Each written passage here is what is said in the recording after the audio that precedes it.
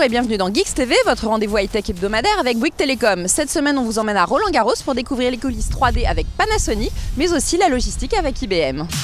Depuis plusieurs années, Panasonic est partenaire de la couverture vidéo de Roland-Garros. Cette année, nous avons pu filmer les coulisses et vous montrer l'envers technique du décor. Tout d'abord, la 3D.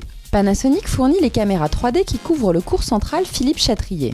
3 modèles sont en fonction, de la grosse caméra fixe à la caméra d'épaule. Cette année, ce sont pas moins de 17 pays en Europe qui ont pu recevoir les matchs en 3D. Proposer du contenu 3D en live est une performance qui diffère un peu de la TV standard.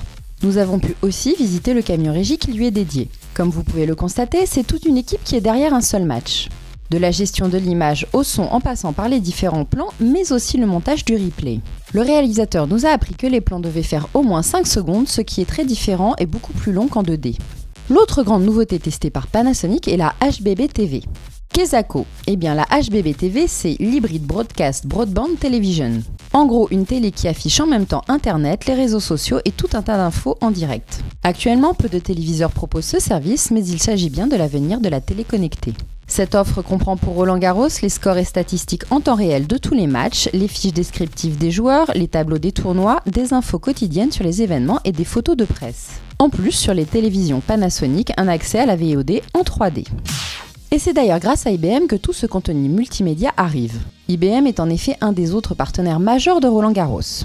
Quel que soit l'endroit où se trouve le téléspectateur, sur le court ou à des milliers de kilomètres, il bénéficie des mêmes informations au même moment en temps réel. En plus du score ou de la vitesse de la balle, des nouveautés sont proposées cette année. Par exemple, PointStream. Il s'agit d'une technologie qui permet de suivre les statistiques et les analyses détaillées d'un match en temps réel. Cela apparaît sous forme de graphiques lisibles. Après le iPhone, c'est aussi une appli iPad qui a été créée. On peut y retrouver toutes les informations des internationaux de tennis. Tableaux, temps forts, vidéos, photos, biographie des joueurs, score. Et derrière, cachés dans des salles, des dizaines d'analystes et de spécialistes décortiquent toutes les informations. C'est aussi la première année que l'infrastructure est délivrée en cloud computing et repose sur 3 data centers.